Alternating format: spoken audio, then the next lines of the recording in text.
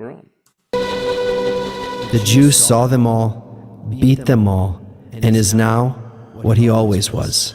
All things are mortal but the Jew. All other forces pass, but he remains. What is the secret of his immortality?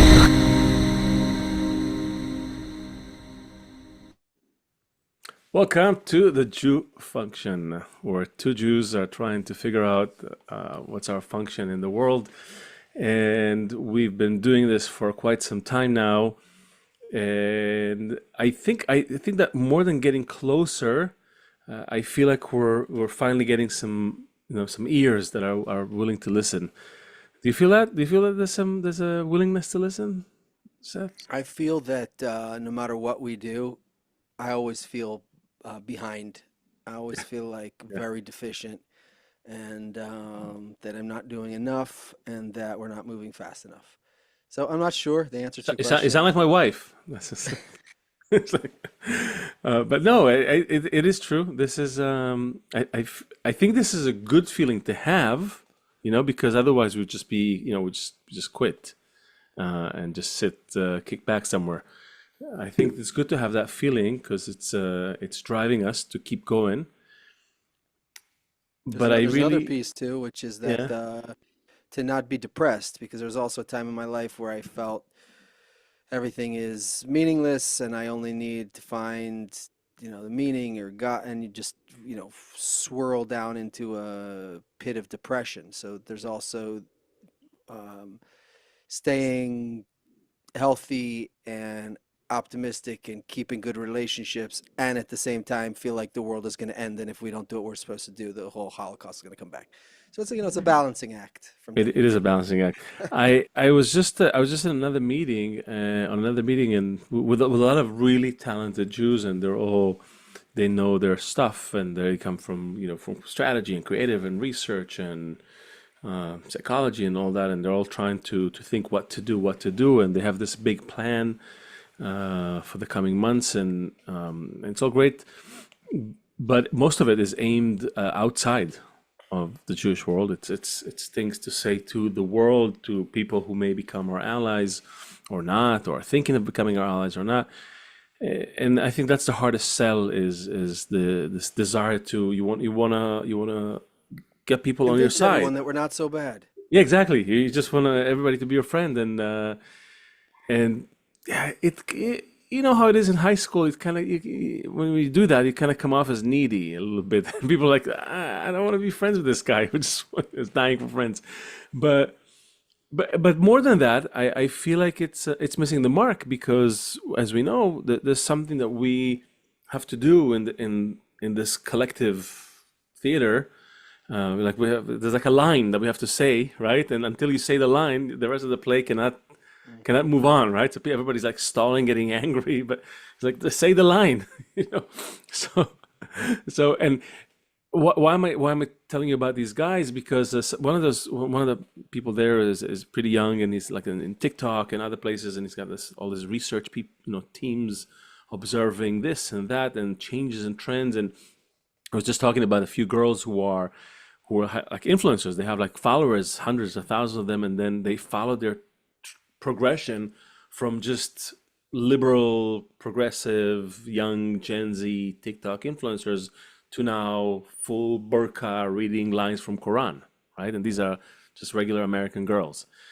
Regular, well, I don't know if they're regular, but he did say, and that was the interesting thing, is like how they are all characterized by suffering, this extreme loneliness and purposelessness, and all those things that we know would lead people to seek those fulfillments in whatever way possible. And I think this is yet another sort of indirect proof to what's missing in the world, and what we Jews who just inherently enjoy these little perks of never feeling lonely, like it's almost like we're trying to get out of the family all the time. We take for granted, and we don't see maybe the connection between what we have naturally and what they lack desperately. So I hope this gives some color to what we're going to talk about. I don't know if you want to say anything more about it, There's a but lot of nuance. There's a lot of nuance on both sides on that. But yeah, let's yeah. So get to no, the so it's a star of the yeah, it's a event. perfect segue to our guest who is we met him through one of our guests said you got to talk to this guy, and not because he's a rabbi or he's a Talmud scholar and teacher, but he really is. I try to read up on stuff that he does, and he really he helps people. Right? He helps people deal with addiction, with spiritual issues, recovery, fatherhood, LGBTQ issues, like all things that are hurting people today. So I'm hoping that that he the way he looks at individuals and helps them find healing. We can talk about the healing of this collective thing, right? This big healing for humanity, and maybe our role in that healing process as well. So he's a wonderful rabbi. He serves on the board and faculty at the Academy of Jewish Religion of California. He was the CEO and founder of Tshuva Center in New York and the director of spiritual counseling at Beit Tshuva in Los Angeles. But he's actually European, but he lives in New York, so he's a man of our liking. Please welcome Rabbi Iggy Gurin. Welcome, utility. Amazing. Hello. There he is. Oh, Yes, sir. Hi. Hello. Sorry, my hair is doing the Belgian thing. I don't know Your what's hair's happening. perfect. yeah, that's okay. By the way, you That's are okay. Belgian, right? I am the Belgian. accent? That's like the Tintin thing, right? So like, Ah. right? So like, right? So literally my hair has done that my entire life. And so like today decided to do this as well. But yes.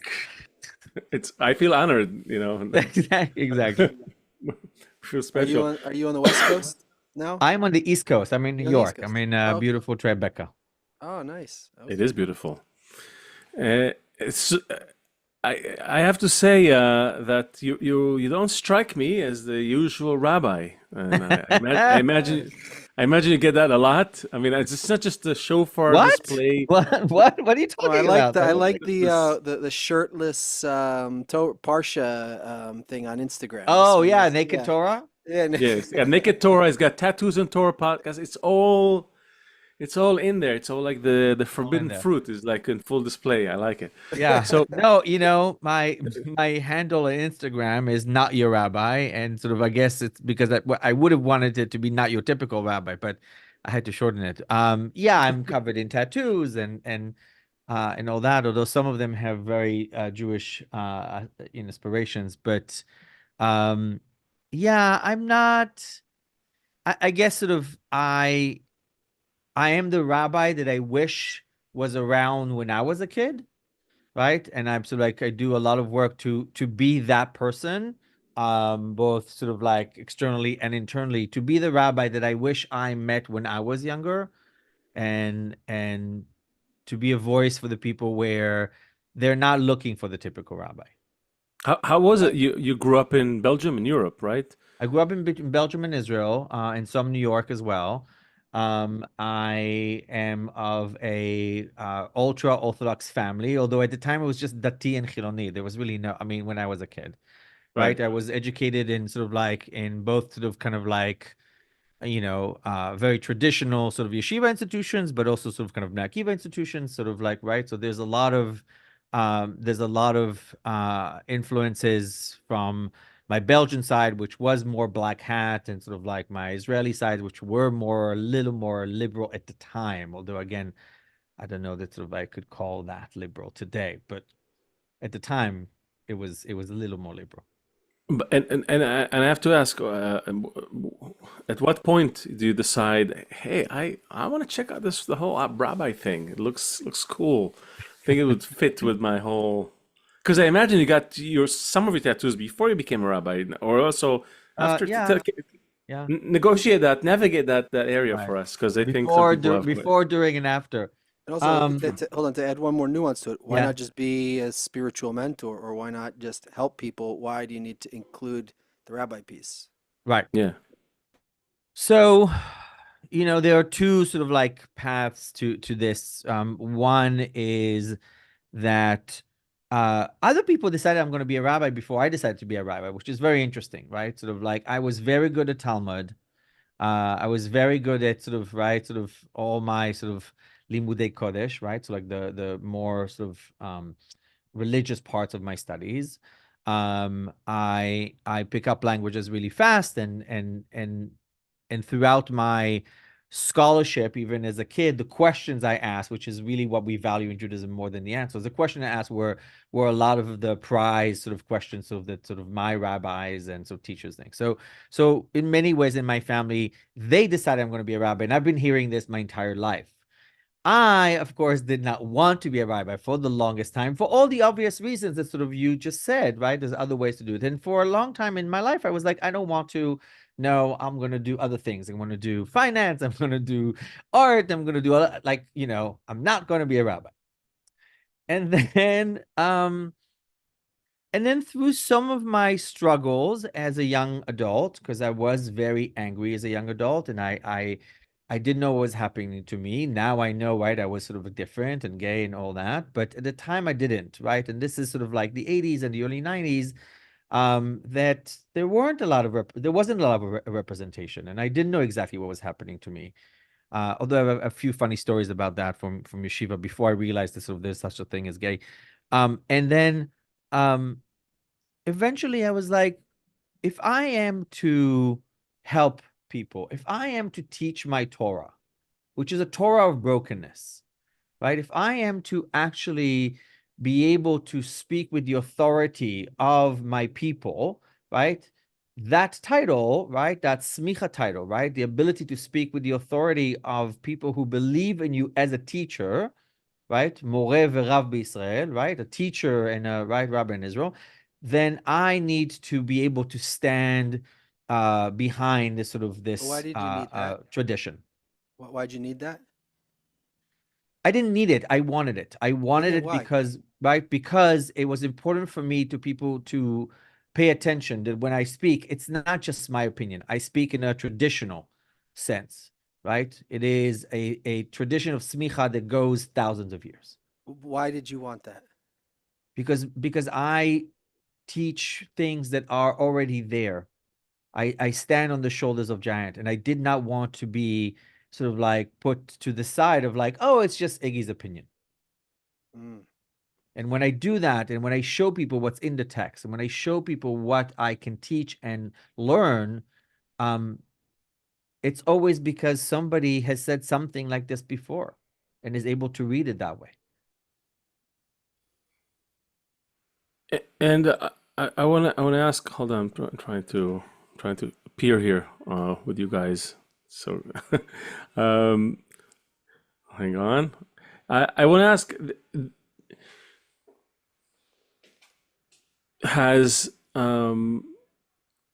What did you find out? I'm curious. When you got into the smicha and everything, and you got became a rabbi, and you found that you can speak with more authority and you can talk to people. What did you want to tell them? Like what is it that you think people need to hear, want to hear? Because you said you were the rabbi who you didn't have as a kid. Right. What actually are you saying to people? I'm curious. Fundamentally, that we are all part of the same people and the same traditions. And like I said, it's a Torah of brokenness. It's a Torah of inclusiveness. It's a Torah that on one hand says, stand up on your own two feet and be proud of who you are. It's a Torah that says that God has made you exactly as you need to be. And that when you look at the Jewish people, when you look at scholarship, when you look at Torah, there is a place for you. And that place is not only if you are a good boy or good girl. That element of shifting from a perspective which is an either-or perspective, right? A lot of religion have an either-or perspective, right? Tahor and tameh, right? Pure and impure, right?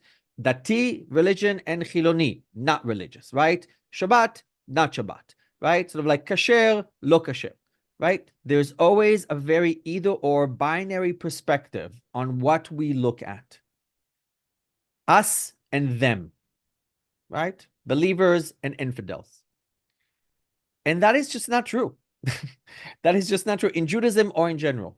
Very few things, seldomly, are binary either or, and we have to shift from an either or perspective to a both and perspective.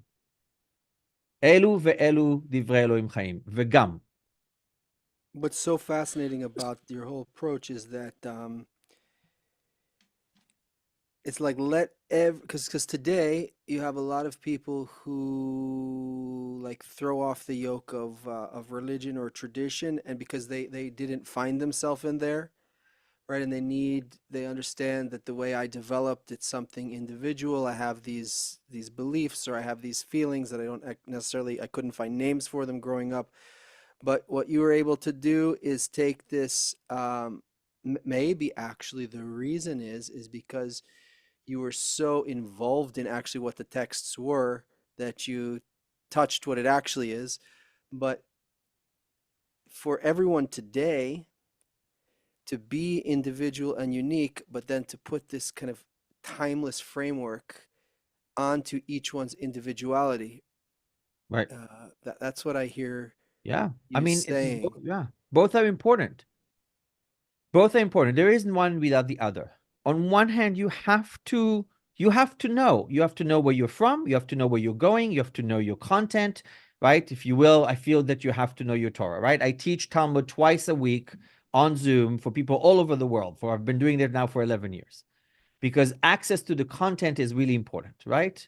I'm not trying to be like, all sort of like there's wisdom everywhere and therefore you have to know everything. You do, but first start with your own, right? And I'm very fortunate, right, that I grew up in the tradition that I did, because it taught me a lot, right?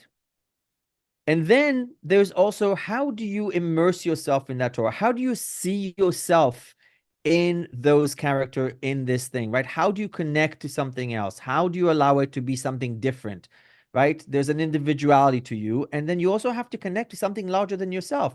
And right, there's a phenomenal, one of my favorite pieces of teaching is this sort of Rabbi Bonim Pshischa, right, which I think a lot of people know about, right? About the person should have two notes in his pockets. In one pocket, a person should have a note that says, Anochi afar va'efer, right? I'm nothing but dust and ashes, right? You're nothing. You're like everybody else. It's fine. Shut up, move along, bow your head, do your work, go on. And on the other hand, right, the other note is, right, Avuri nivra olam, right? The world was created for me. I am at the center of the universe. Ani nezer abriya, right? God has created me, which is reflected in some of the prayers, right, when we say first thing in the morning in the Moderni, right? God has chosen that today I need to be back in this world. And we always have to be in both these places, right? And the tradition says sort of that when you are too haughty, you should read the note that says, I'm nothing but dust and ashes. And when you're too lowly, you should read like, oh no, you're really, really special.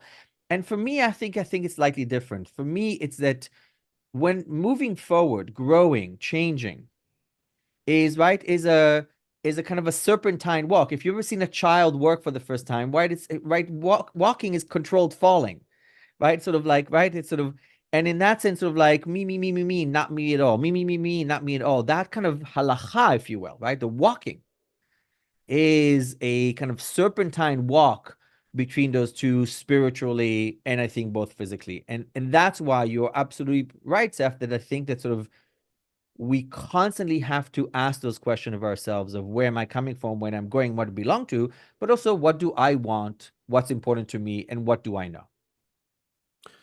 So I want to, you first of all, you brought up, you kind of right away entered into this deep, beautiful place. And I want to, you brought up a few interesting things. You talked about earlier about this, this good bad paradigm, right? Right. That nothing in life is black and white. It's all, it all has these shades and all that. And we see that the world is having a hard time with the gray areas, trying to cut everything. At the same time, there is there there are things that you could say are categorically bad, maybe, and some things that are categorically good. Maybe is there something that is really bad? And I'm asking this as a rhetorical question because you said, feel that you're part of everyone and everything, and you describe this whole picture. So I'm going to ask you: is it possible that the thing that maybe is preventing us from feeling this wholeness, that is the only bad thing? That is the only thing that we should you should frown at. Yeah. I mean, you said before, right? I work primarily or work with a lot of people who are in addiction, recovery from addictions of all kinds, post-incarceration, people after jail, but also, funny enough, I work with a lot of CEOs and bankers and celebrities, a lot of people, right? As it turns out, when you have nothing and you have everything, it's the same thing. But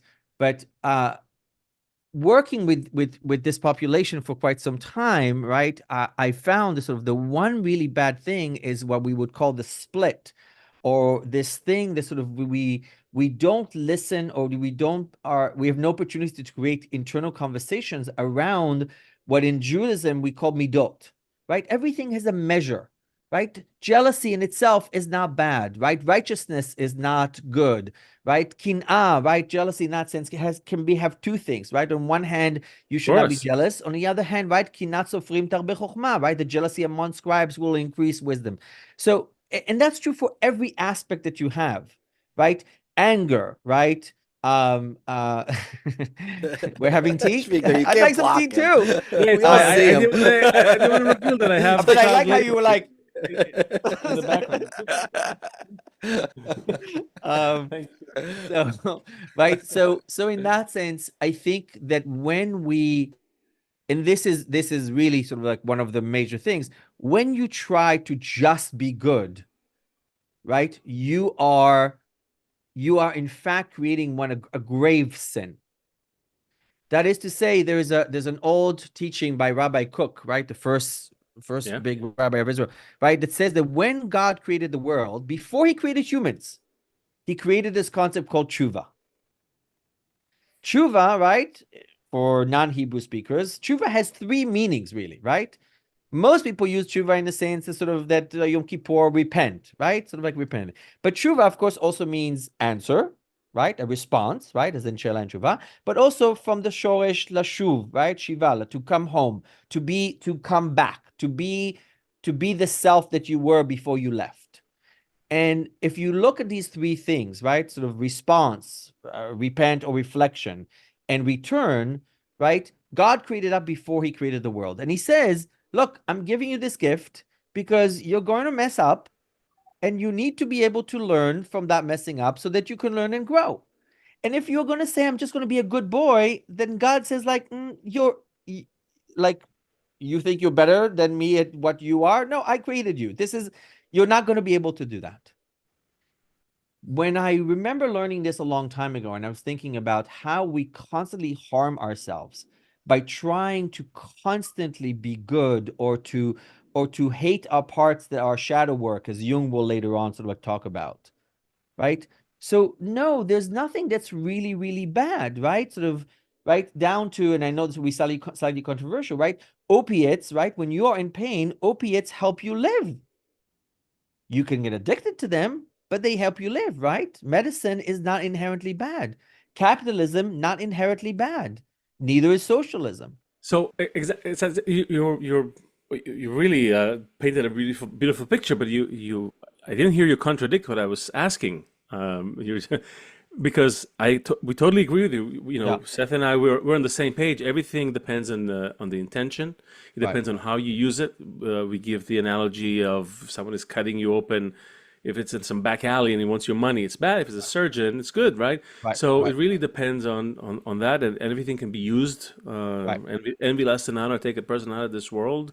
It could be, literally, it can kill you, but it also lift you up, right, from your world. So we're with you, same page. The question is there a thing? Is there a quality? Is there this one quality that, granted, maybe we're able to use it. We're not saying you can, but that we should all look at it and say, this is bad. This is the only thing that's bad. And it's not a secret. Anyone who's following the show knows that what we think that quality is. It's that extreme egoistic view of the world, like everything at the expense of everything and everyone. Like hate. We're talking about hate and ignorance. No, hate and ignorance. I think first of all, ignorance is not a that's not. I don't think ignorance is bliss. Sometimes it's not inherent. Yeah. Plus, it could be something that you can mend. Someone can learn, right? And also, hate could be a product of many things. So I'm not talking about these things in themselves. I'm talking about this. What would you call the one thing that is hate? The one thing that is bad? The thing that at the end of the day favors you at the expense of everyone else. Or that stops the life force from being able to flow through everything. So like if everything is, if you look at a plant on the way, or you look at a green banana, you could call it like bad, or you could say it's just not ripe yet.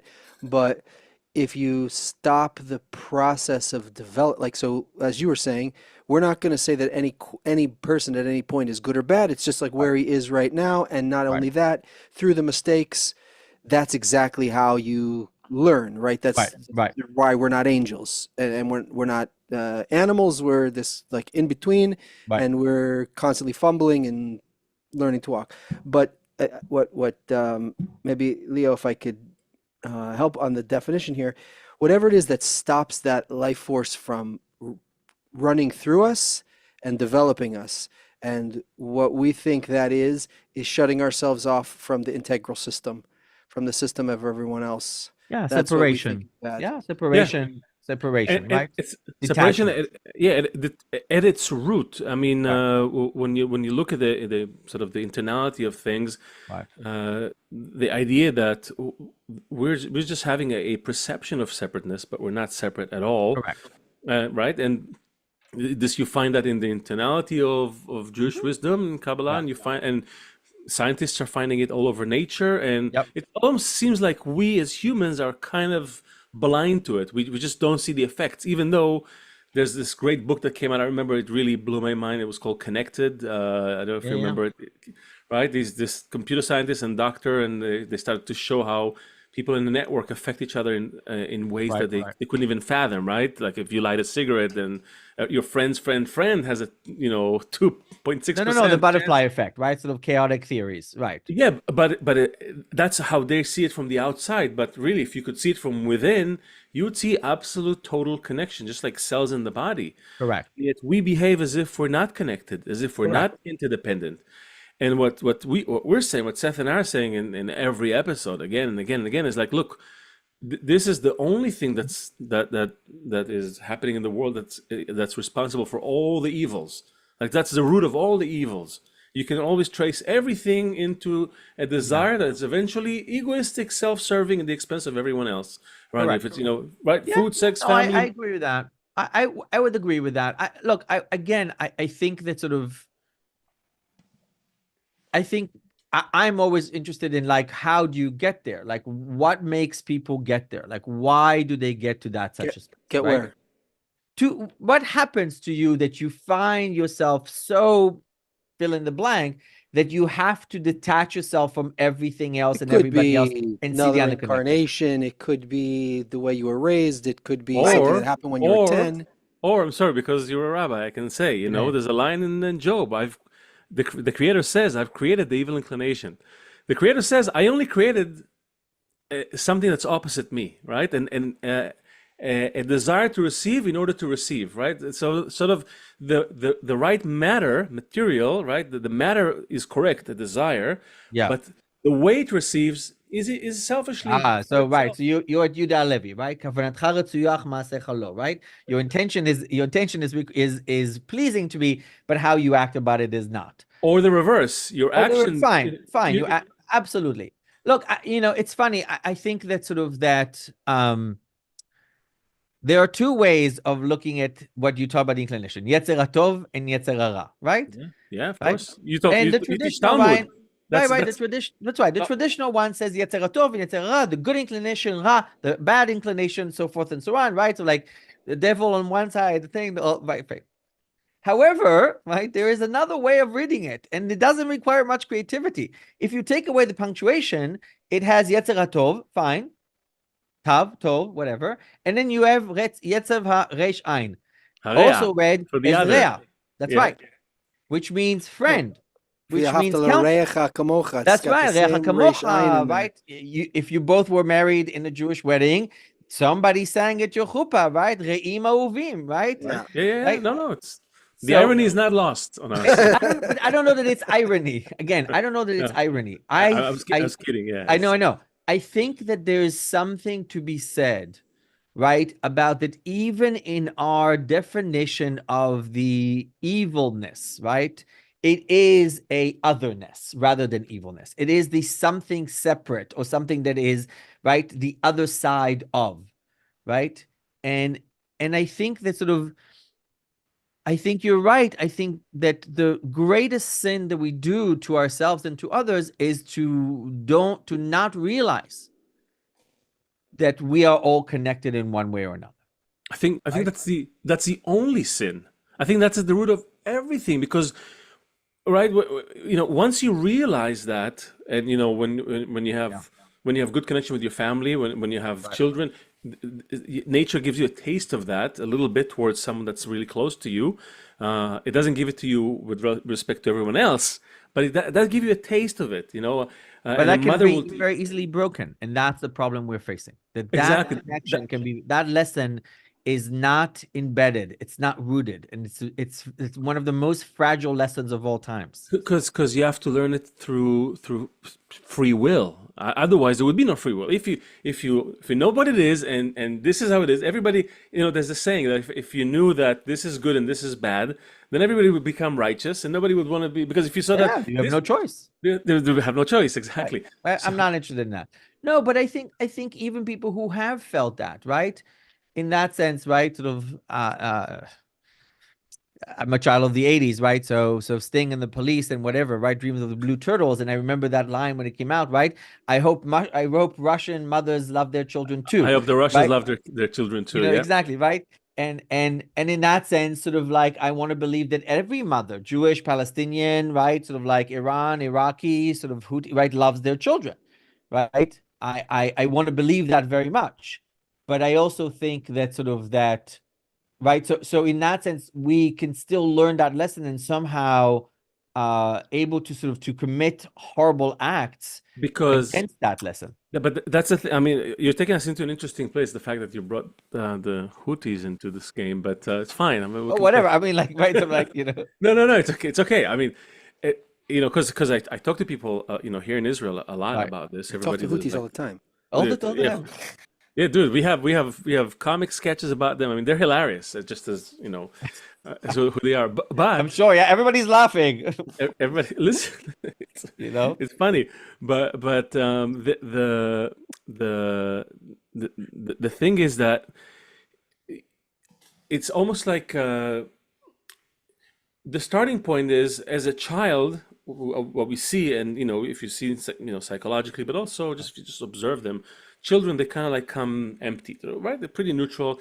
Their desire is, they're selfish, but not in an evil way, not in a bad way, not in an exploitative way. They don't have bad intentions. It's like one of the first things you learn in parenting is like, the child is not against you. He's just for himself. He's just like this small, little egoist puppy who just wants this thing and this thing and that thing, and but that quality develops and grows, and pretty soon, and without the proper sort of guidelines, it just kind of naturally, I'll say, it just kind of grows out of hand.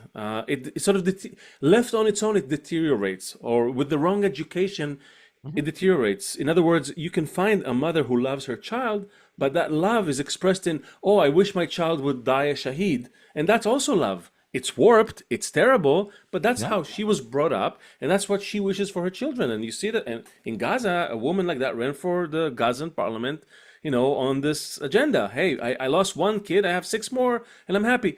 It's weird, it's backwards, and it's a result of weird, bad education. So there's always plenty of examples of again, terrible things becoming worse. Like there's this famous movie, because you're Belgian, in Bruges. You know that movie? Yes, of course. So I don't know if the viewers know the movie. Did you see it? It's a fun, great movie. I mean, and it shows Bruce really well, so I appreciate Right. it. It shows Bruce really well. Basically, Colin Farrell is this guy. He works for this big mobster, and he messes up a job, and he runs away and hides in Bruges. And the big guy, sends some other guy to kill him, but the guy, he's friends with him. He doesn't do it, and then the big guy, who's Ray Fiennes, right? He comes and he wants to finish the job himself. And so the friend of Colin Farrell, they meet him in the cafe, him and the big guy, and they sit there. And they talk, they have this talk, and the friend has a change of heart. Like, he really wants to save his, Colin Farrell, his friend. And he's trying to talk to this guy, like, about the goodness and, they need to change. And Ray Fiennes goes, "What do you mean? I've changed?" He's like, "Yeah, you became more of a cunt." It's like, so that naturally things get worse. There's no question about it. Mm-hmm. The question is, how can we bring this conscious, positive element that's missing? That's what's missing. And speak of it from the term from the point of view of the Jews, that inside the people of Israel is this method to bring this connection to the world. Like the Shahid Leo mentioned, they have a certain education that's not great. But inside of Israel, you found a Torah that includes everyone. That's right. Right. So let's talk about what this millennia old thing is that the people of Israel have that includes everyone, that talks about this, that can bring us to the good place, no matter what bad qualities, right? There's also as a Talmud guy, it doesn't say when he's born, it doesn't say if he'll be, or it says he'll be rich or poor, this or that. How's that one go? Yeah, it says there's a drop. The angel comes, brings a drop before the Creator. It says it will be good. It will be wise or fool or brave or this, but it doesn't say good or bad. This he leaves that there's free choice for the, right? For the So. It's a great question, and I get asked this a fair amount, especially since sort of October 7th, which is sort of like, what can we do, right? And or as I sort of kind of put it in my head sometimes, like, what would Rabbi Akiva do, right? That's it. Yeah. So the answer is really quite is many ways is quite simple, right? Because we as Jews believe, right, that the micro affects the macro. And I know it's not super I don't know, life altering, but it is about making sure that your day, each individual's person's day, right, becomes better. I have to be more compassionate, and not towards the Houthis or whatever. I have to be more compassionate to the homeless person on the street next to me, whether he's a Jew or not. I have to be more kind to my own children. I have to be more kind to my mother. I have to do that. And on top of that, I have to also stop relinquishing the power of learning and growing to somebody else. I have a responsibility to grow every day. And within our tradition, right, because that's the one I'm teaching, and whether it is, right, your Torah every day, your Talmud, your spirituality practice, your meditation, whatever it is, right, you have to create spaces where you are able to learn about your emotional response in a better way. Because, like I said, living tshuva, right? And there's this amazing piece in Masechet Shabbat and Talmud that sort of Rabbi Eliezer has been asked. He says, Rabbi Eliezer says, a person should make tshuva the day before he die, right? Yashuv yom echad lifnei moto. And his students, of course, are like, Rabbi, I mean, you're wise and all, but like, how do you know which day you'll die? And of course, the rabbi said, and I want to believe in some Ashkenazi saying, but probably not, we're like, aha, right? No, that's why you have to do it every day. So then if you die, you'll be ready. It's a little bit like, right, wear clean underwear every day. You never know if you're going to be in a car accident, and then the ambulance comes and you're wearing like, dirty underwear. And that's my grandma's instruction. Exactly, right? So spiritually ready, right, for everything. And in that sense, the ability to answer the question directly is that we have to go back to our own sources, our own senses of pride. And I'll say this and this is a little controversial because I've been saying this for a long time. No, say it. And you'll forgive me, and if you have to bleep me, you can bleep me. No, but no. you know, But they don't have a bleep button here. Oh, great. We've spent decades with Tikkun Olam. Fuck Tikkun Olam. It's obscene to me because Tikkun Olam is nothing without the other side of it, which nobody talks about, which is Aniyei Chakodmim. Exactly. And more than that, what we're saying is, you want to change the world, change yourself. That's right. it. But not just change yourself. You have to work on yourself in that sense, right? I don't know that this sort of change, but like, right. And in that sense, because people think, oh, I'm not changing. The medicine is the maintenance. That is to say, right, change is incremental, right? It is part of an internal world. When we say the Shema every day, right, we think, oh, we're blocking out the world when we say the Shema Israel. But in fact, right, we are not blocking out the world. We are reminding ourselves that there's an entire world inside of us, that we are never able to be lost, because when we are able to build an entire world within us, a spiritual world will never be lost. We'll always have those things, that those elements of change are internal, which then will affect the outside as well, right? Yeah, sorry, finish your thought. I just saying sort of that for me, in that sense, when we remind ourselves that we have to be proud of who we are without pandering to the rest of the world or whatever you said before, like, right, for them to be like, oh, we're not so bad. Screw you, right? I'm not interested in that. I'm going to do what I need to do to be the best person, the best version of me right here. You want to come into this party? Great. You don't? You want to hate me from Yemen? Go right ahead. Okay, so hold on. Let's keep I'm actually holding my my finger down. I put duct tape on the controversy knob. It can only go one way now. It can't go back. So, you talked about this personal tikkun, like that I'm constantly making scrutinies of where I am and what's going on. Right. And not only that, I'm discovering the entire world inside of me through that. Here's a point we also discovered, and let's try and fit this into this discussion now, that inside the nations of the world, they come upon an emotional scrutiny. Yeah. They have on some biological level, they don't know where this feeling is. They have some feeling towards the Jews that they don't know what to do with. They have some hatred towards the Jews, and they're not sure what to do with it. They start naming it whatever, they start acting on it towards whatever, but and our point also is that we need to, through us fixing, and you talked about the individual is the same as the collective, and the collective is the same as it is actually something. No, he was saying the micro affects the macro, but we're saying also the micro affects the macro. No, absolutely. There's no effect. It's like it's all happening inside. So it's huge. It's revolutionary. What you said. You're like, well, people don't know. I think it might be the biggest thing that we discussed. That by us, well, let's open this up. I mean, you're fascinating to listen to. So the nations of the world, wherever they are, whether it's in Thailand or someone wakes up with a hatred towards the Jew, right? There's like this endless anti-Semitism. They have some natural feeling inside of them. Right.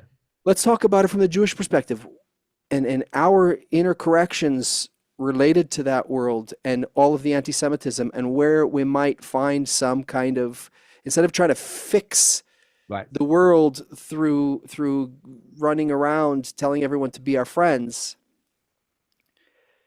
Yeah, start with your own circle. That's so. Yeah, no, absolutely. It's the hardest, but you know, the internal circle, right? So like it's all concentric circles.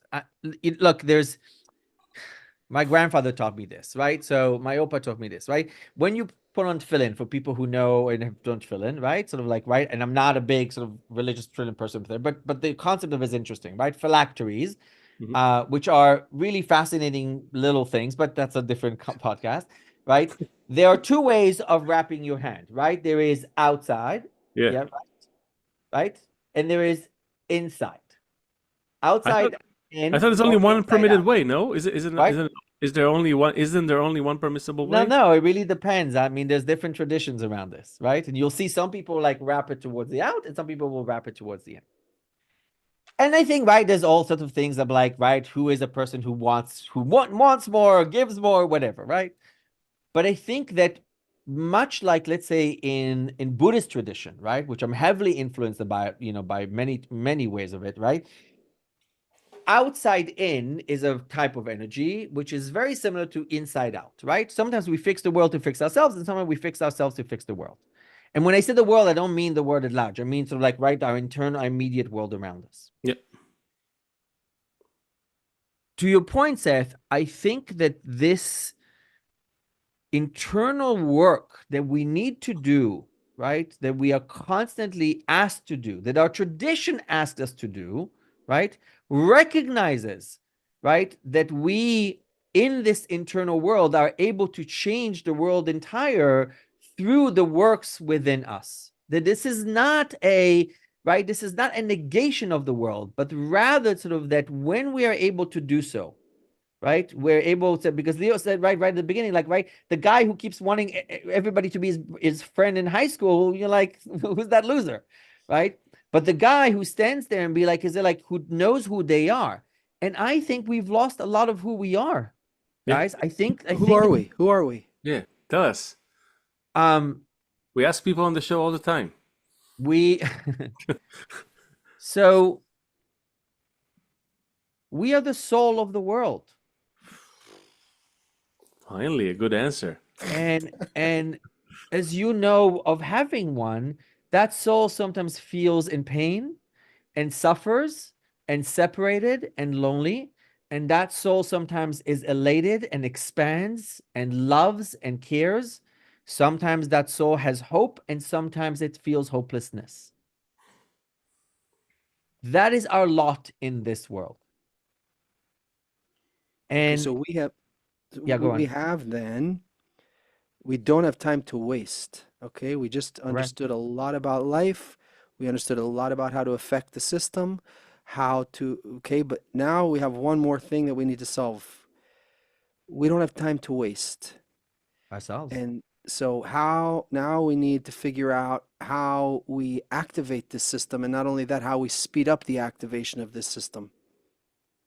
So I think part of it is this kind of thing, right? Trying to educate ourselves, right? Trying to bring awareness, right? Because we try to be everything else, right? I mean, right? I know it's not as PC these days to sort of mention, but like Woody Allen's movie Zelig, right? Right? That's like I don't know if you've seen it, right? It was one of my favorite. When I was in high school, I was like, I'm gonna be that guy. Yeah, exactly. Right. So there's like, right, sometimes he's this, sometimes he's this, right? Of course. So we've tried all these things, but what we've stopped trying is being ourselves. And look, part of my own little soapbox, my own little spiel is that, right, most Jews and Israelis and Jews have relinquished the study of their own texts and their own values. There's a huge uproar right now in Israel on that. People are like mad that they were denied. Like, how come I wasn't given to study the Talmud when I was in school? The Koreans are studying, the Japanese are studying. Why are we not? And meanwhile, we have schools in Tel Aviv that don't, they ban the study of the Bible even. No, I've been teaching a Talmud class, first in LA, then New York, and now it's on Zoom, again, for 11 years. I've had teachers, regular people, I've had celebrities, household names, I've had, right, bankers and lawyers and writers, and right, it's one of the best things I've ever done. And the reason is because I feel that giving people access to our own values, because what we are asked to do in Judaism, which is unique, is that we are not allowed to just learn. We have to ask ourselves, how was I like Sarah? How was I like Abraham? How was I like Moses? How was I like Rabbi Akiva? You're not allowed to see it from behind. In Passover, which is coming up soon, you have to see yourself as you left of Egypt. In Tisha B'Av, you have to sit on the floor as if you just experienced it, right? You have to eat the matzah. You have to do all these things because in Judaism, we have to keep saying to ourselves, not to venerate and just learn about, but to actually, ask ourselves, right? To live it. To live it. How am I like this person? And when you are living Torah rather than knowing Torah, right? Right? Because I say I don't give a shit how much Torah you know. I know plenty of rabbis who are very wise, who are absolutely horrible people, right? And in that sense, right, I'm more interested in how you live your Torah. And again, it's not the Torah that is in Mea Shearim or not the Torah is in Bnei Brak, although it's that too and that too as well. But it's the Torah of like, how do you, when you make choices in life, when you make choices in your values in life, what of the voices in your head actually brings in, right, the values of your ancestors and Torah and Talmud and Halacha and Midrash and Musaf, like, right, all these different things. And we've let that go because we're going to go to the binary. Ani lo dati. Right, the shul that I don't go to is Orthodox. No, also, but if you selected randomly, 100 Talmud teachers, you'd fall asleep during most of their lessons or wouldn't find something for the modern person. So first of all, your students unless you come to mine, and then you'll be fascinated. Exactly. So your students are super lucky, and I think you're probably one of a kind. Unfortunately, but. But by the way, I'm not. Just so you know, Seth, I'm not. I mean, and I'm not just saying that. You are. There's maybe a few. There's a lot of really great teachers out there that teach phenomenal Torah. There's a couple. Yeah. But the important thing is you should fight on it. I'm just trying to start a good fight with you so we can really. Where I'm happy to fight. I do Muay Thai for 20 years. I'm happy to get into the ring. Yeah. Let's go. No, I don't mean a physical fight. Okay, fine. No. I meant physically. Okay, fine, both. What's the goal of it all? Oh, you bring that. The goal of it all. Of everything. Of the whole thing. Of the whole thing. What is the meaning of life? Why are we doing it all? So it's all sounds great. I'm ready. I'm a customer. I'm ready. I'm willing to buy. Right. But where are you taking me? Yeah, I'm a good Jew. You're selling 2 for 1. Leo's buying 2. I'm taking you to a life of meaning. I'm taking you for you to feel much more embedded in your life. I can make your life not me better, but I can make your life better. I can make food taste better. I can make sex better. I can make your reading better, your work better. If you are able to actually do this, you are able to better your life. And if you're bettering your life, you're bettering the life of the person next to you. And that moves on and on and on and on. We talk about the micro changing the macro. Is that right? The ability to live a life of meaning, live a life of questioning, right? Of response versus reaction, of reflection versus apathy, right? And return, right, to the best version of yourself will allow you to have a better life, right? Or at least talk about the redemption. Talk about the messianic dream. I'm captivated right now. I want to go big. I want to know. And then once we start doing this, tell me about the good future. What are we working towards? Where am I going to get fuel to do all this? Okay, I'm done being hit from behind with a stick. I want to go towards a good goal, but I need a big enough goal in front of me. Where are we going? Well, again, I don't know about the messianic future, but I can tell you that if I can make your life better, then you will make somebody else's life better as well. And if I can make your life better, somebody else will want to know how your life is better. And if you are able to move this energy along, that will create a community that feels strong, aligned, that the values and the actions are aligned, that your intentions and your actions are aligned, that you are able to feel less loneliness, more connectedness, and that we can solve society's really fundamental problem at the moment. The real epidemic is this epidemic of loneliness because nobody feels connected. Everybody feels disconnected.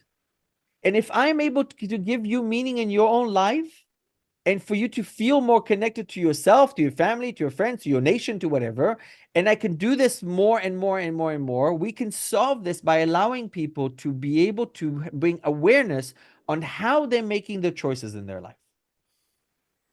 That's the goal. The goal is to allow people, society at large, to feel that it's okay to have everything we have. It's not social media and it's not anti-Semitism. It's nothing. It's a lot of it is in ourselves. And if we're able to do this, we can change society. Again, like midot, there's nothing bad unless you disconnect yourself from the human experience, for the human condition. I wanna, Rabbi, I wanna ask you something since we have you on the show. Oh, that'll be a first because up until now, no, yeah, but go. Yeah. Um, we talk a lot. We talk to a lot of people, and Mm. and we kind of try to skirt a lot of different areas without really trampling people's deeply held beliefs and value. No, I mean, No, listen, fair enough. You're being it's who they respectful, but are. okay. It's easy to break. It's Yes, yes. much more difficult to build, and Nachon. and so and so at the same time we know that I feel, Seth feels, I think you feel as well. There's an acceleration, like things Yeah, are moving. I hear voices in Israel. We read in the text of the sages. They right, speak about, as Seth said, messianic, but we don't mean it in the sense of like some angel from the sky right. or some guy on a donkey. Although there is a guy and there is a donkey, it's a symbol of something. But That's but right. there is a Sometimes it's a donkey, sometimes it's an ass. it's mostly an S. Chamor from Chomer. It's the matter that you Exactly, as a exactly. human, you should write the desires and not the other way around. Yeah, But exactly. but the thing is that it feels like there's a big uh, uh, Yes. desire from people to try to bring things, to maintain things in a certain way, to go back to normal. People talk Yeah, a lot about going yeah, back to yeah, yeah, normal. yeah. Yeah, and but the feeling is there is no back to normal. First of all, Nachon. nature doesn't go back, and Nachon. and the whole plan of creation is Yeah, not about going back, it's going forward. right. How do we So get yeah, people to move without getting all those blows? Because the October 7th blow was huge. You'd yes. think the whole world, at least the Jewish world, would wake up from its stupor, but it seems like No, most of it that. is back to sleep. How do we do that? And I want you, when you speak about Yeah, that, add the concept, or the way you relate to it, at least, or whatever you can say about, yeah, which is of this upper force in nature. Because yeah, we talk about creation and this and yeah. creator. We throw those words, but what is it? What is it to you? How does it fit in? Maybe you could Hmm. kind of Yeah, paint a no, nice I mean, picture. absolutely. Look, around how do I say this? Around spiritual circles or spiritual leading circles, right? We've been talking a lot internally about what I would very loosely call the next world, and not olam haba, but like, right, something is No, the happening, next thing, the next world, the right? thing Right. that's coming Something, up. the next world is coming up. Something is happening. I think everybody who is an open soul feels that, as you said, things are accelerating and something is coming. We don't know exactly what it is, but something is coming. I agree with that. And I feel it too. In uh in our traditions, again, not messianic as in Mashiach, but like what we call Chevlei Mashiach, right? So like, right, the pains of the birth of messianism, right? Labor So like pains, as yeah, as a the labor concept. pains, yeah. That's right. Um, in again, in sort of some Eastern philosophies, we call this clearing karma. That is right. So like when multiple quote unquote bad things happen to you, right? To do this, or right, as some of my old neighbors in Israel would say kapara, right? So like, right, it's like, right, you lost this thing, but it's kapara for something else. You should have lost something else. You need to have the pain of loss. So now you have it, we can move on. So I agree with that something is happening. And I think that that's sort of where a lot of us are. But I think that sort of we have to recognize that you can't drag people along with you. I think for me, we're back to like, what are you doing today?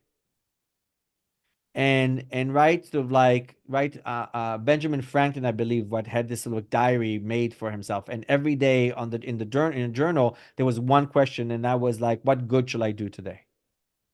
And again, I'm not trying to be one of those like, oh, we have to be good and like, go and pray, and like, none of that. But what questions are you asking yourself today, right? That will allow you to understand where you are between your reaction and your responses. I mean, that's where spirituality really lives, right? because you have a trigger, something bothers you, you have an emotion, you want to go and open the fridge for the 16th time, or go have a beer, or have a smoke, or sex, whatever. But that's a reaction, right? That's the thing. But what I'm trying to say, like, right, if you wait a minute, if you create spaces around it, you can ask yourself, what is the response? What is the tshuva of it, rather than the reaction? That space, that nominal space between reaction and response, is really where spirituality lives for us. And in that space, we can ask the real questions, right? Am I opening the fridge because I'm really hungry, because I had breakfast and I shouldn't? Or am I anxious, angry, tired, and all these things, right? By the ability to go back to internal work and each individual's work, or as a communal work, right? Because we have to do this. I had this group for a long time. It was called the Tshuva group. And every week we asked ourselves two questions. How did I hit the mark? And how did I miss the mark? And each of these questions had 6 other things that you have to think about when you think, what did I do right this week? And what did I do wrong this week? And hit the mark, right, comes from this sense of archery, like from like chet. But chet, if you really read the Bible, right, it's not sin. That's a Christian reading of it. Lachto is lachto la matara. Yeah, it's a miss. Right? It's from archery. It's like I aimed for the bullseye, but I missed. So when I'm able to do this communally, right, individually, family, whatever it is, then I can start creating this sort of this next world as it comes to us, because then I have the tools to negotiate with what I'm feeling, what I'm thinking, what I'm doing, the actions I take. It's not the biggest question in recovery, right, of everything is not why is this happening to me, but rather why is this happening for me?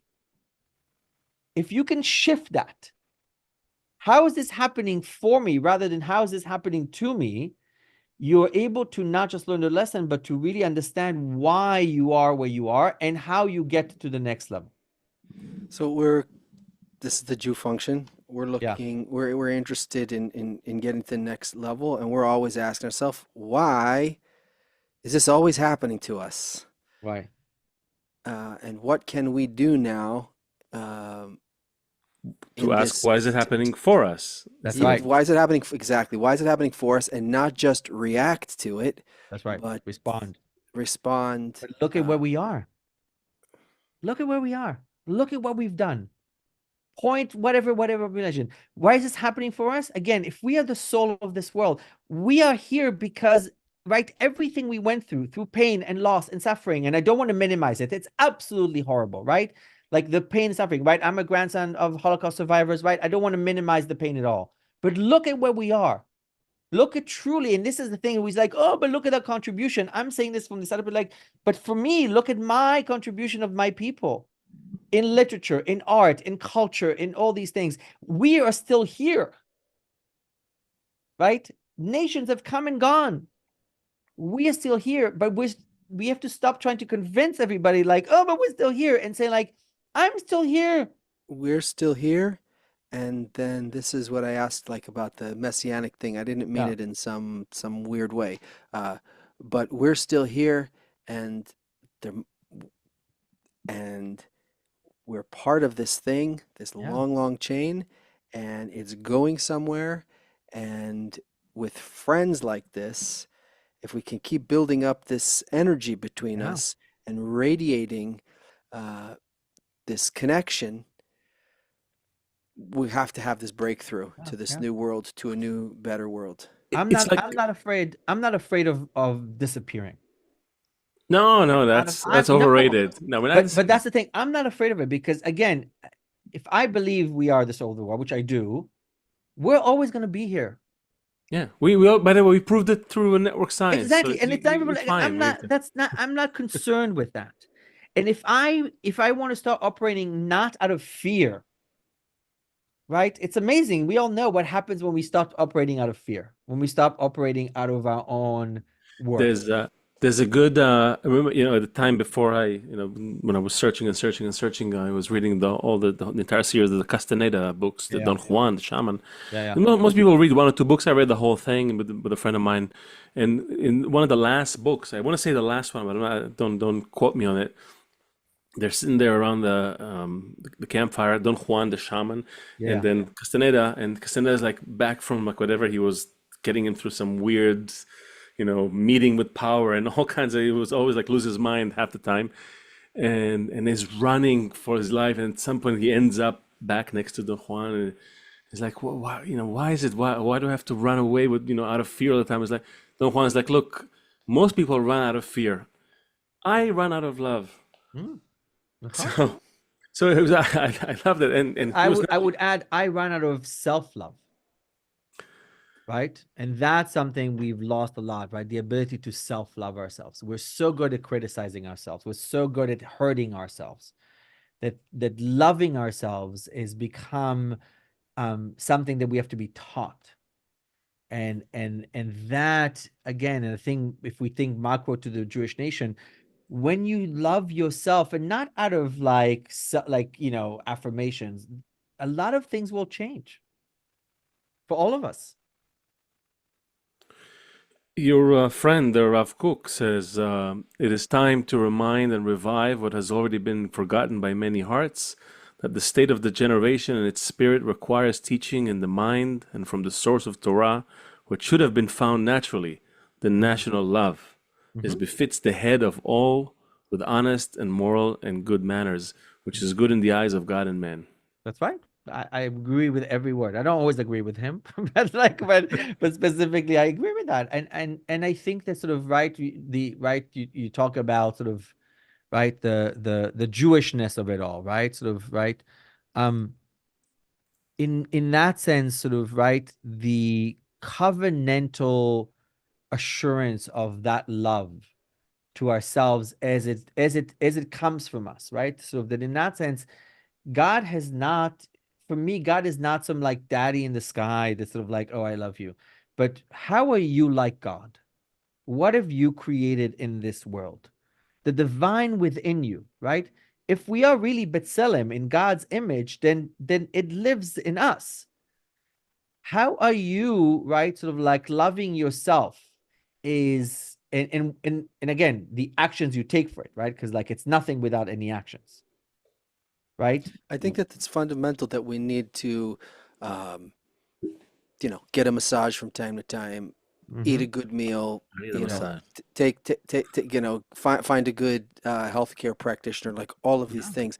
But I just want to say, since I still have the tape on the controversy now over here, that God's not really in the business of loving himself. I think his whole business is how can we be a light to the nations? So 100%. We have to deal with all of, if I'm depressed and I'm a mess, I'm not going to be any good to anybody. So let's say for sure, a certain level, especially as a modern person, there's good Thai massage places and like all kind of No, good but stuff I we can do. guess, But after that, to unless, pass this by the way, light through us as the soul of the world, to pass this light to the world, to yes, heal the whole world. yes, and the Yes, depressed yes, and person, the depressed person can be a light to the world if they're able to actually express their depression in a way that connects them to others, right? okay. The I vulnerability, would argue that if they connected to others, they wouldn't feel that kind of depression. no, they could feel, again, it's a both and. You can feel depressed and also, right, help others, right? No, Depression, right? In that sense, my point is that I think that, look, God, which is a whole other thing, right? God has a hard time loving himself there because he is unique. He's alone. He will always be alone, right? There's nothing, en od milvado, like, right? So like, right? Imagine if you are a creature that knows that there will never be anybody but you, right? That's a whole other thing. But putting that aside for a second, I don't think that God, right, shining through the God's light through us. Yeah, that's great. Leave that for the mystics. For me, again, right, it's how you are with the other person next to you, right? How you are with the person that sort of is sitting next to you, eating at your table and whatever. And here's a funny experiment for people to say, right? Like, the brain always will answer the questions you ask it. So if you keep asking, why am I not invited? How am I fat? Why am I not skinny yet? Why am I not taller, richer? Why am I not, all these things? Why am I not married? Why nobody wants me? All these things, the brain will find answers and be like, because of A, because of B, because of C. But what happens when you start asking questions that the brain needs to answer with are more like, how am I great? How am I clever? How am I smart? What good did I do today? How am I pretty? How am I enough? How am I worthy? The brain will start finding answers. And that for me is a lot more self-love than the thing. Yes, massage, ice cream, food, absolutely the thing. But also, of course, with that. These are just placeholders for no, whatever it means. of course. But I'm saying like, but no, because nefesh bria beguf bari. I don't want to like negate that, but I think that there has to be, right, that healthy soul within the healthy body has to also be like, how do I face the fact that am I sad or am I depressed? So I wanna bring this home on obviously it's not an end point, it's just like sort of a bookmark where we are. We'll have to talk more probably, but if you had to, because this is kind of how we started the talk, the premise, and now I think we're ready to talk about it. If you had to take the same, listen, I mean, I totally agree. If we were to take this, everything we just discussed and everything you just said and all these beautiful things, but how would you apply it to a body or an individual, which is a nation, the Jewish nation? Let's treat the entire collective as one person, let's say, or at least as a very cohesive group, right? Like cells in the body, as we said, or in the beginning as well. How would you? What would be the meaning of this self-love in the context of this entire nation? Give us your vision. For me, it's relatively simple. I think we have to stop pretending that we've asked really real questions of ourselves, and we have to start asking real questions of ourselves as a nation. How did I hit the mark, and how did I miss the mark? What is my responsibility around anti-Semitism? What is my responsibility around October 7th? What is my responsibility among the people who can't feed themselves? What is my responsibility about those people who don't see themselves within society? What are responsibilities around, Jews of the diaspora and Jews of Israel, right? What are my responsibilities between, right? So like Israelis who think that sort of they are, right, the center of it all, and then the diaspora people who think they're the center of it all. There are a million different questions that we've avoided, that we don't want to ask. And if we are to move forward, right, if we are to heal, if we are to, fight whatever we need to fight, we have to be able to be honest. And I don't think that as a nation we are honest. I think we want to pretend, and we want to pretend around, behind philanthropy and tikkun olam, but we're not, right, really willing to ask ourselves, where are aniyei ilcha?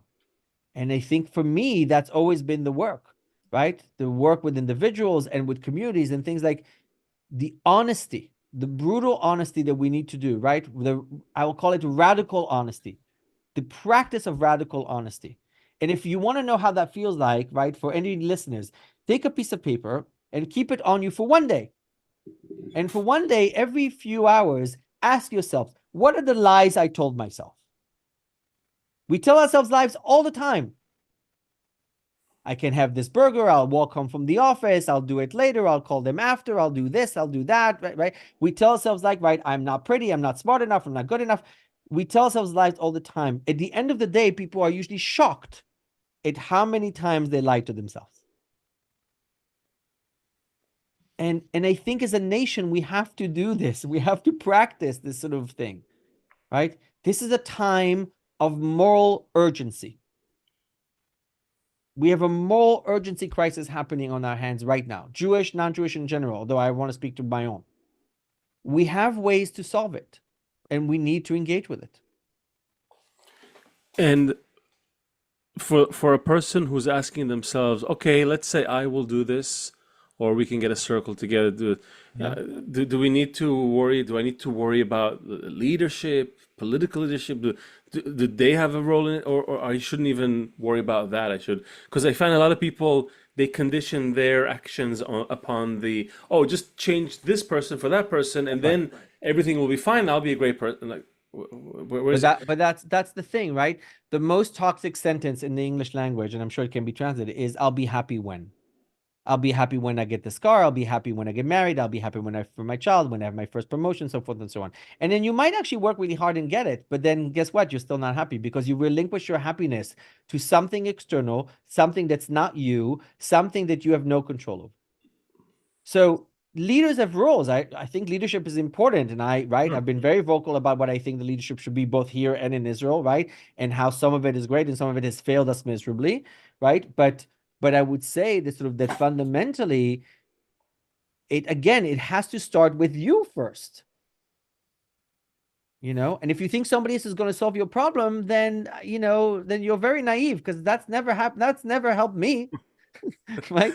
Never happened in history before. Exactly. Never happened in history. Right? But here's the thing, and here's where my sort of like non-rabbinical rabbi stands. Like, it happened once in our history, or at least we tell the story, and that is one of the most toxic sentences we've ever done to ourselves. It happened in the Exodus of Egypt. We were so miserable and so unhappy, and the kids were crying, and tinokot bet rabban, and we prayed to God, and God sent us a savior. And that is absolute bullshit. It's if it happened, which I don't believe it did, but if it happened, it never happened again. And we're still waiting for some Messiah, for some God to come and rescue us. Instead of asking, what kind of Moses are you? And in fact, right, this becomes a small drash, right? When we talk about Moshe that kills the Mitzri, right? Yeah. Moshe kills his Metzeri. Leaving of Egypt is leaving Mitzrayim, Metzarim. So why even think that the story is anything except what's taking place inside of us? And why not think that anything but this creator coming and taking them out is just us getting in touch with some bigger force, some bigger thing that we're part of? Because a lot of us.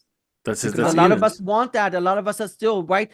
Pray, right? Put mezuzot to the thing, right? So like for a lot praying of us doesn't change. Praying doesn't change anything outside of us. I mean, a lot of people believe that. No, I know, but we're not talking about a lot of people. A lot of people eat McDonald's every day. Exactly, I agree with you that I think that we have to remind ourselves that the power lies within. That we have to do it ourselves. The power lies within, and then we would take it a step further, saying that when each of us corrects, each of us is a spark, and when we put all of those sparks together, we got a big flame. Yeah, but it starts with one candle in a big room lights up the whole thing. You need one flame to start. Also, they say that when you pass a light from one candle to another, the first candle doesn't lose anything from its fire. Candlelight is so amazing. I love flames, and in spirituality we have a lot of flames, because a flame always tries to go up. It always tries to reach upwards. And there's something, even if you bend it, right? It always has one direction, and it has a beautiful connotation of like trying, right? Trying this sort of thing, right? It is, if you will, if we're talking about the inner God, the Lamed of El is the tallest, right? It's reaching upwards. So, wow. The reason why I'm holding back is because I feel like this could be like a 10-hour conversation. Open another door, and then if we we haven't even talked about the shofar and the skulls and. Right, my shofar and my skulls. I have a whole. Save it for the next time. Save it for the next time. Exactly. It's been a pleasure, guys. Absolutely. It has. Can I ask you to read a little quote for us, for our listeners, before we go? It's from Likutei Halachot, Assorted Rules. Sure. It's a nice one. I put it in the chat. And that will kind of bring us to our closing words. Let me read it out. You want to read it out loud? Yes. Yeah. The vitality is mainly through unity, by all the changes being included in the source of the unity. For this reason, love your friend as yourself is the great rule of the Torah, to include in unity and peace. The vitality, sustenance, and the correction of the whole of creation is mainly by people of differing views becoming included together in love, unity, and peace. So, Amen. Really, yeah. I'll Amen. say amen to that. I said amen to Amen. that. Amen. So, another fascinating talk with a fascinating person. I'm starting to think and to feel that we don't need to really worry so much about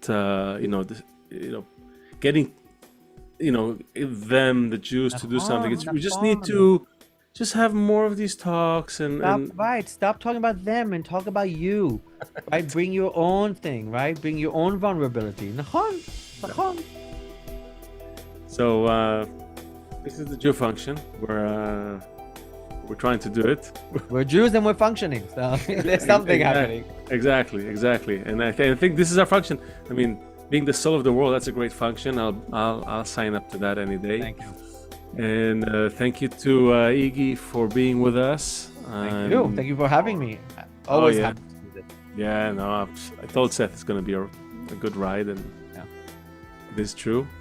Cool. And we invite everyone to obviously like, share this talk, comment, subscribe, spread it far and wide, get more people to radically ask those, Radically honest. Honest, Right. Exactly. Be radically honest. We had a series called Honest Conversations. So, radically honest. Be radically honest with yourself. Ask those questions. That will bring us to the light, I believe. So, this is the Thejewfunction, and Thanks, Iggy. thank you, Seth. Bye, Leo.